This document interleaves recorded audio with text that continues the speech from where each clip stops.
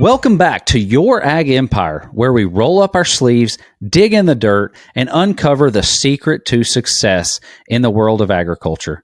I'm your host, Jonathan Haralson, a Texas farmer and rancher, farm risk consultant, and commodity coach. New episodes drop on Wednesdays on Spotify, Apple, and YouTube, and we'd be honored to have you as a subscriber.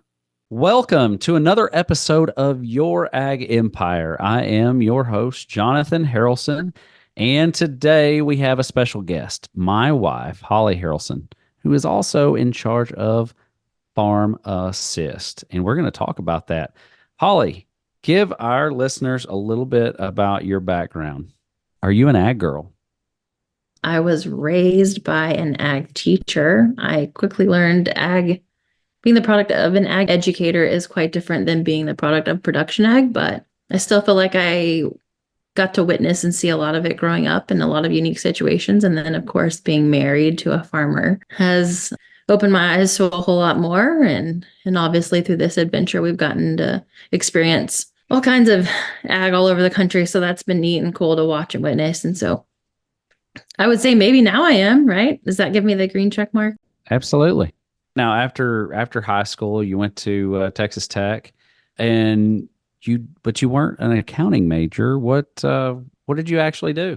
No, I guess I took a few basic business courses in school, maybe in accounting 101, 102 back in the day. But I actually, so undergrad, I pursued a degree in animal science, but I actually went on to pharmacy school and became a pharmacist. And I did that. I took a position in pharmacy when I was in my undergraduate program, and then I pursued that career path, and I was a pharmacist for nearly 2 decades. Well, pharmacist for about 15 years in the pharmacy world for nearly 2 decades. But in the meanwhile, as we were growing our farm, I did some book work for us on the side. And You wanted to go down the path of entrepreneurship? yeah, I guess I was swayed by my spouse. My husband had the entrepreneurial American dream, right? And so good influence. But it's been really nice. So, we stepped into, a lot of different situations that kind of led to a desire to be able to stay home with our kids and just some more flexibility, right? Because in pharmacy, we live in a rural area, so we were pretty much limited on the positions that a pharmacist could take. And so I was in a retail setting where the hours were really late, really early to really late. And so I felt like I was missing out on a lot of the kids things. And so I took the opportunity to make a change if and when I found it. And so I don't know. We didn't find it, so we had to create it. Yeah, honestly, that's kind of what happened. We didn't find it, so we created it. And so I'm good at numbers. I like science and math. I like details. I like solving problems. I feel like the pharmacy world prepared me well for what I do now, and in its own unique way, just being very meticulous, very detailed. Sometimes I think it gets me too, but it's been a big help. And so, yeah, during all that process of pharmacy, just looking for something new and just something different. And yeah, we created it basically from discovering what we like and molding that with what we love, I guess. So for our listeners that, maybe they don't understand, and guys, just so you know, that's how Farm Assist was created, because Holly, by trade, is a trained pharmacist.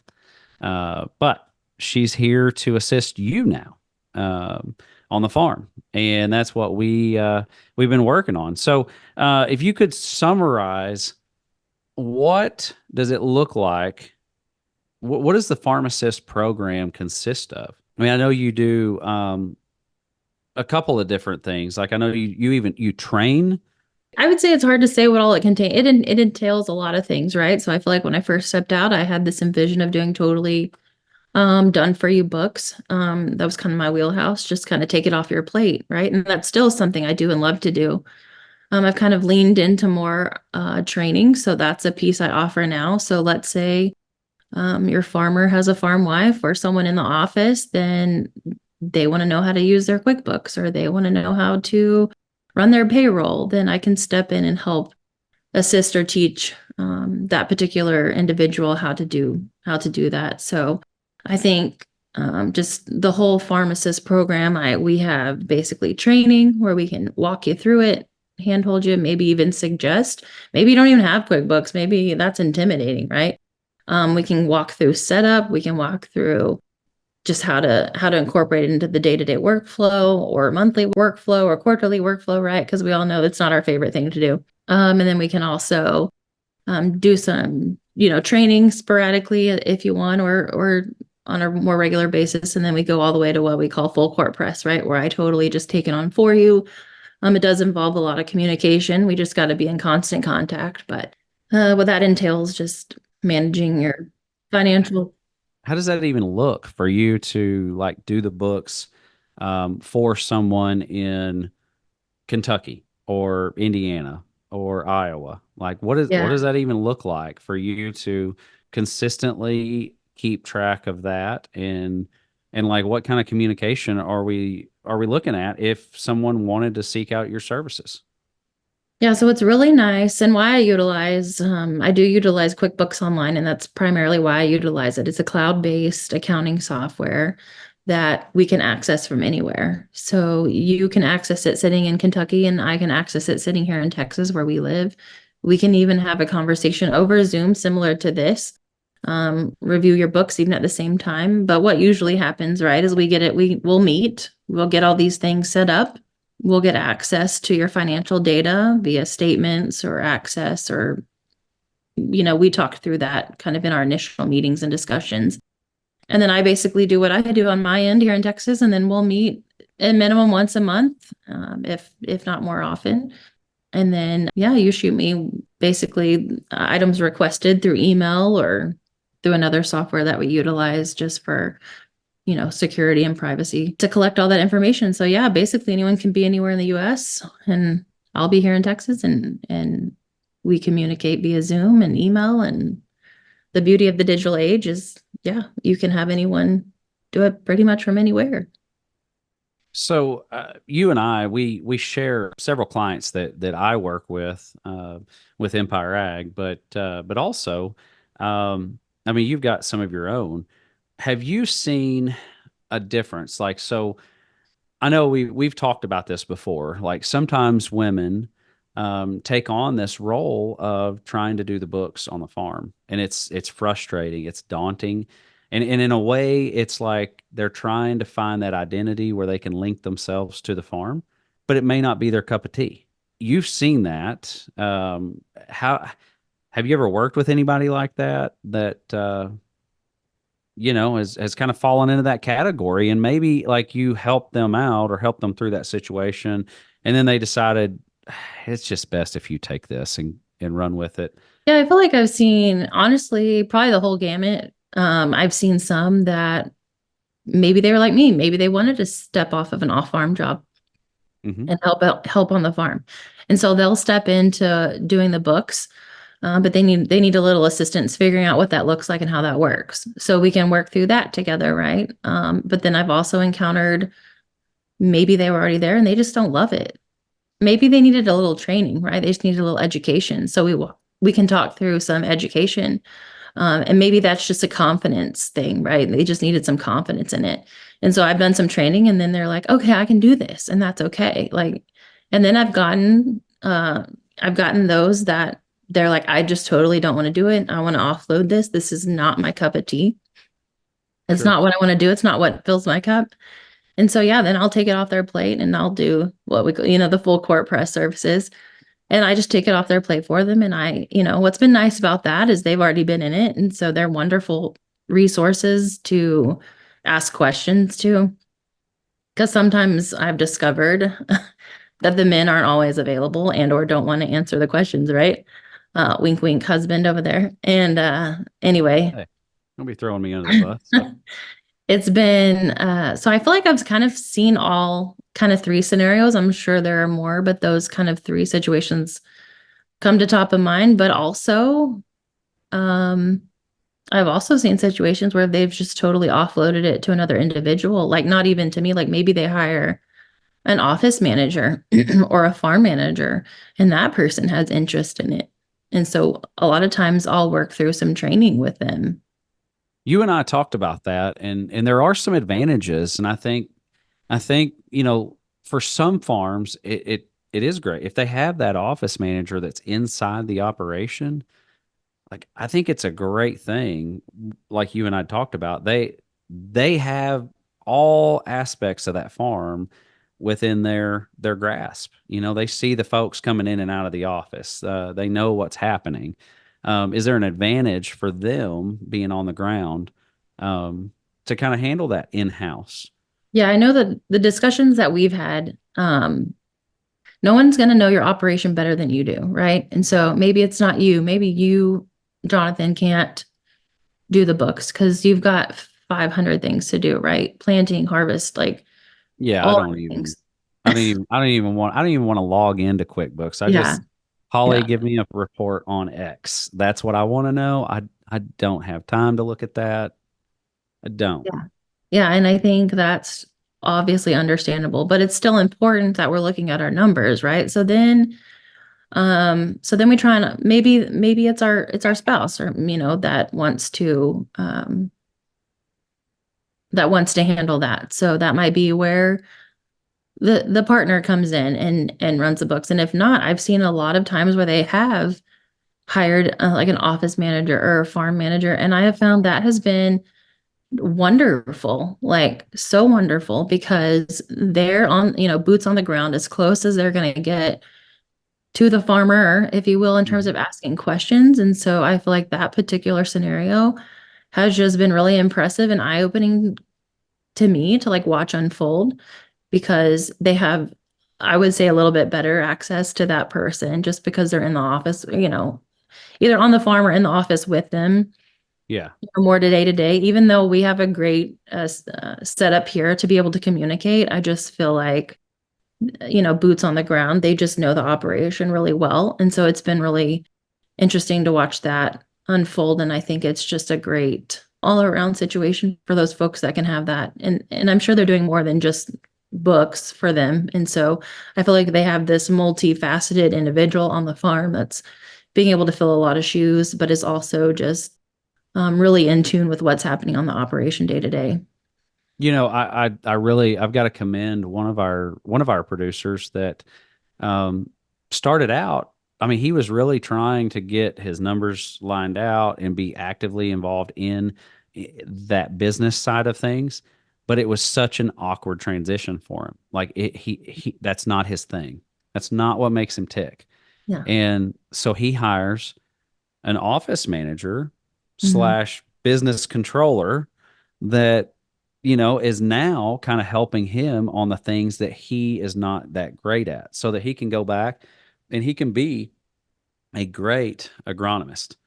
um, and he can take care of the operation, the production side of things.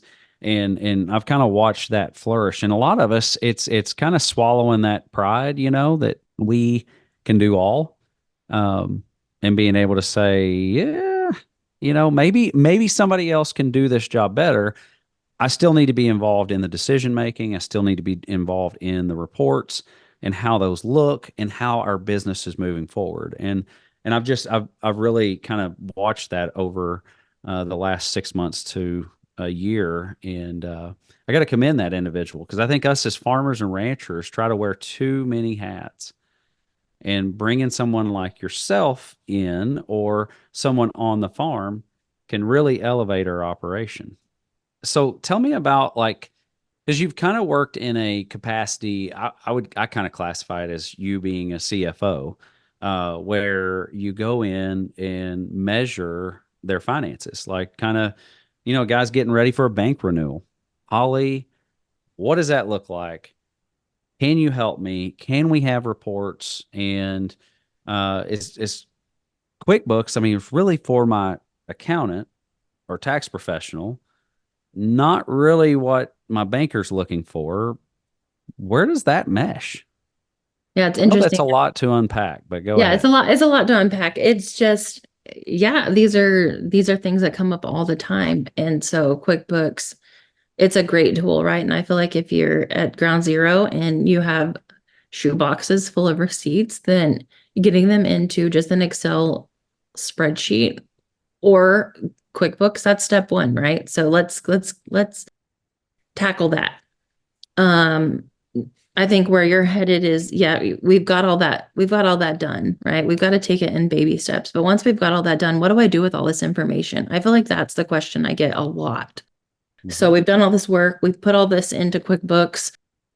What does this mean? So we sit down and we'll meet and we'll go over these reports. Like, what does this really mean? And Jonathan, you and I really tag team a lot of those meetings just because it's really good because you understand their operation, I understand their numbers, and together, oftentimes we'll put that together if they're mutual clients, and so that's really helpful. But I've also recently incorporated a new software that takes it even a step further, and that's what's been really, really cool to unfold. It integrates directly with QuickBooks Online. And we just do these ag advisory services, right? So we'll take your QuickBooks numbers, we'll feed it in, and we'll set up your crop season so we can get crop season summaries down to break even. And then that's where, again, you and I can work together. I'll turn over those break evens to you and you can help them develop a marketing plan.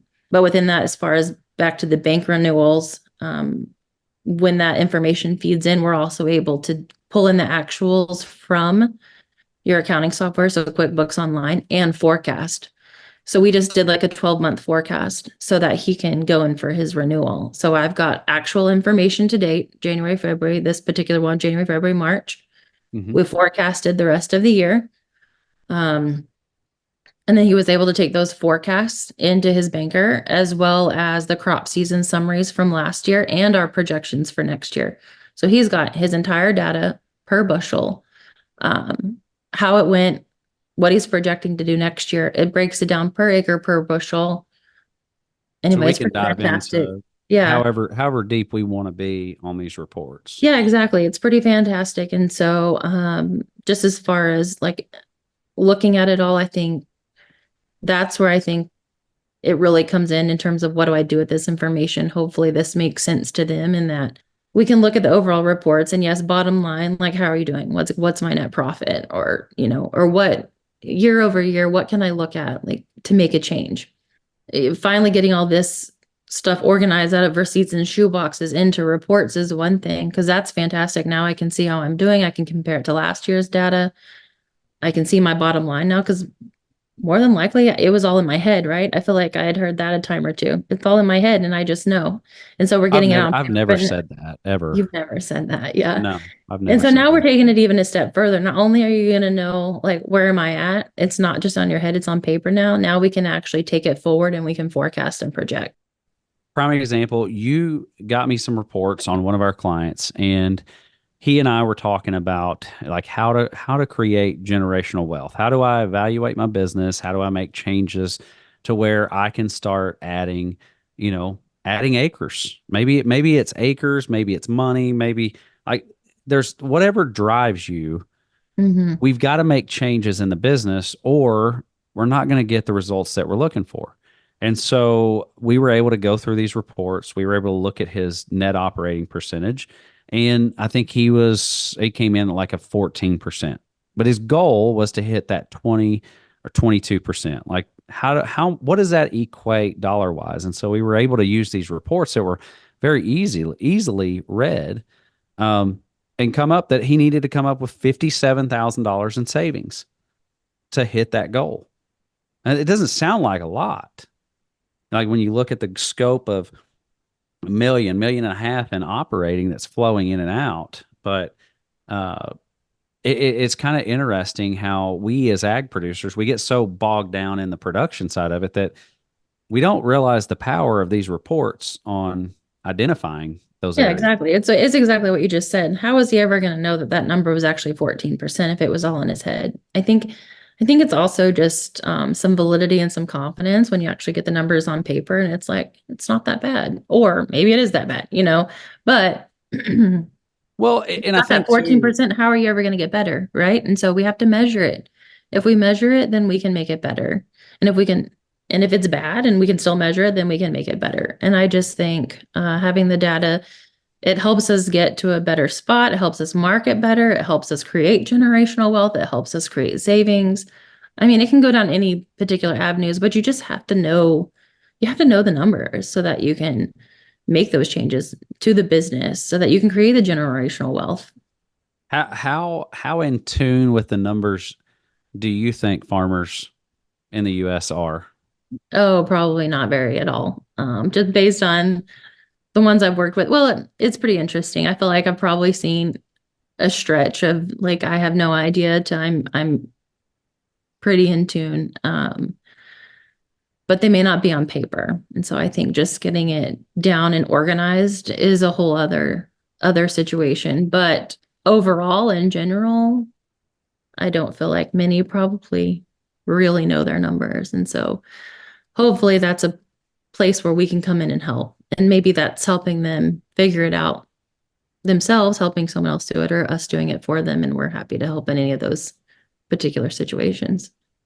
So do you provide tax services or do they stay with their existing person or how is that working with your clients right now?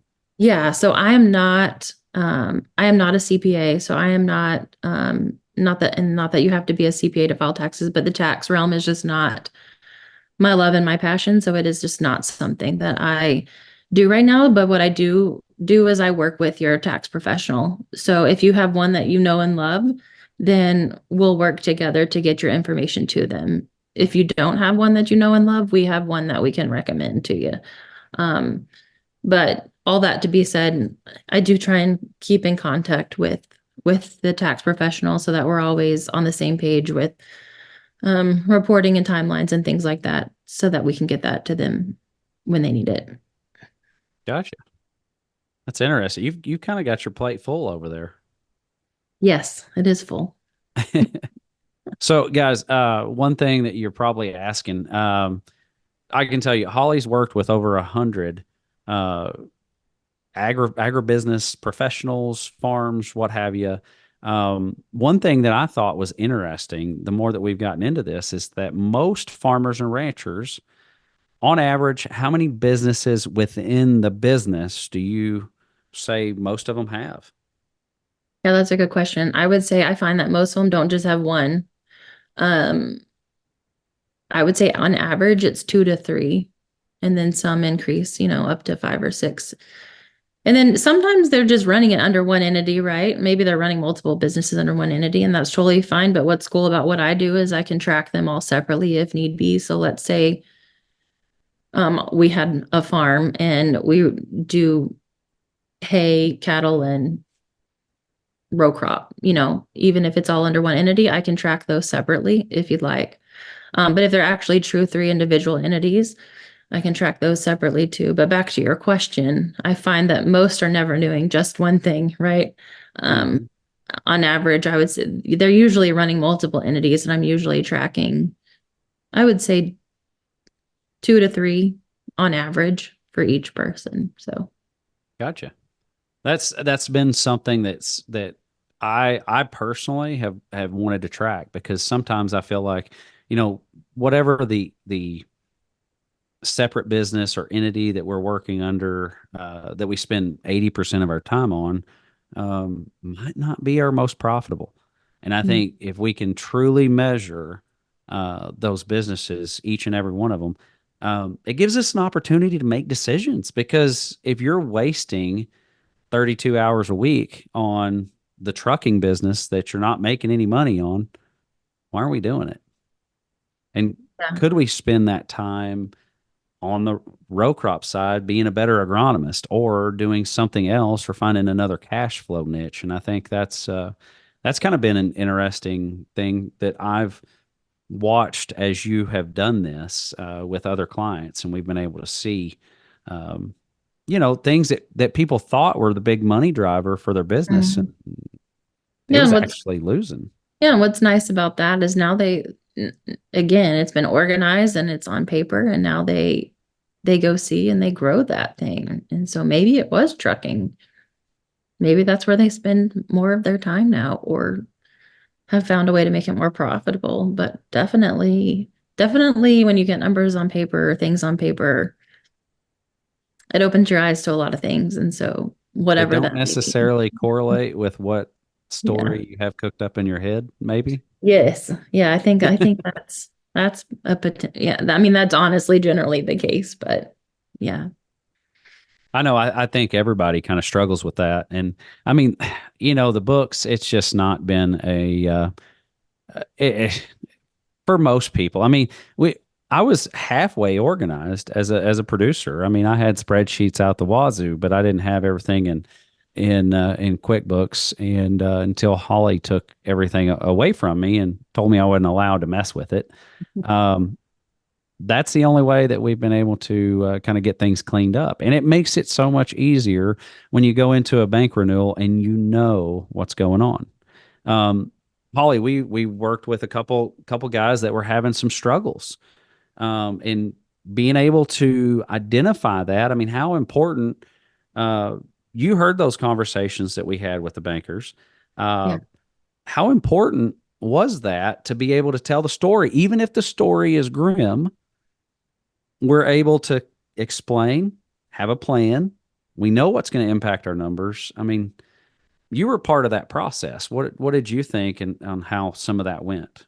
Yeah, I mean, those conversations, those situations are hard, right? And so I think what was nice, I hope what was nice for those particular guys was that they knew where they were and they knew where they were headed. And so yeah, maybe we finally got the numbers on paper and we finally were able to tell the story and it wasn't fun, but at least hopefully they held some confidence knowing that we had a plan to move them forward and that we could Absolutely. tell the story. I think putting the numbers together um to tell their story is so important. We went into all those conversations and otherwise it's just I don't know. Like I don't know why this is so bad. But I feel like we were able to unravel in those situations like what happened and able And to put the sometimes it, feelings into a actual like this is what happened and it's okay, but we've got a plan to move forward. So, and also, I mean, I think it took, like, some of those, it even took multiple years, like looking back at multiple years to try to unravel that story. mhm. And it takes time and And I detail. also think it takes, I mean, that being said, I previously we said we have all these numbers on paper. What do I do with them? We don't just turn over the reports to you and say, here you go, right? Like that's part of our relationship is that we're gonna get to know you so that we can put that story together. I don't want it to be just numbers on paper to me. I want to know, I don't know. I want to know. What their goals are, where they want to Yeah, go as a I say that business. emotionally because we've been there, right? Oh yeah. I mean, it's you know, the numbers, the business like that, it is that emotional. It really is. And men and women work 10, 20 years to build these empires. That's why we started Empire Ag, was to protect and help them continue that on. And And so I guess that's what's cool, like to my story, like full circle, like from the pharmacy world, like just always having an underlying desire to help people. Like, yes, it's just bookkeeping, it's just numbers. But what's nice is I mean, I really get to know, I've been able to really get to know these guys and it's just, and ladies, men and women. And yeah, just hopefully really impact them for the future. And so in a way, I'm still able to fulfill that, sure, internal need. But I say that from the mindset of like, it's to me, it's not just numbers on paper. Like I really want to help people, I don't know, figure it out so that they can figure it out for the next generation. absolutely. I mean, margins are thin as they are, and it's hard. I mean, I know a lot of us, like, we're just used to going, go down to Nutrien, go down to Helena, like just pick up whatever it is.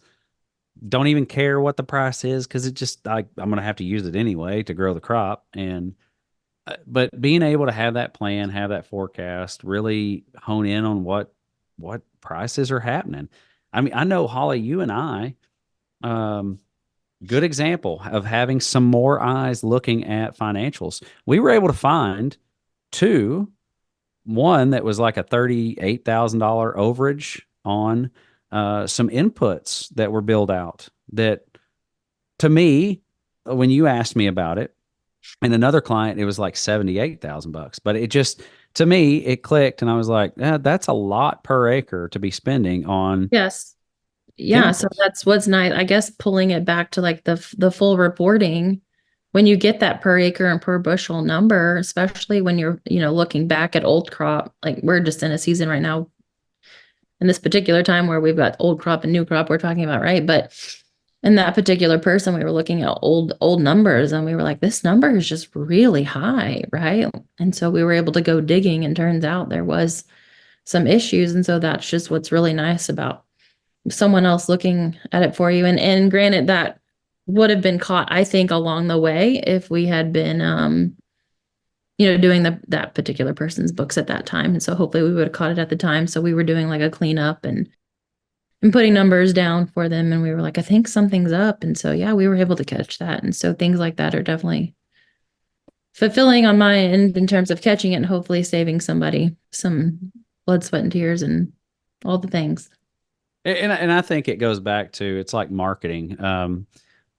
Within Empire Ag, I focus a lot on marketing because it's the great mystery in agriculture. And this past season, we focused a lot on the net dollar, like not so much on the dollar. Like what if corn's bringing 6 or it's bringing 4? Who cares? Okay, like let's step away from the CME and let's just look at the books and let's see where you are and where your net profit percentage is. Because if I can go back and look at those historics, the historical data that's showing that you've netted 15% for the last 5 years, okay? And so the last 5 years we've had a broad range of pricing.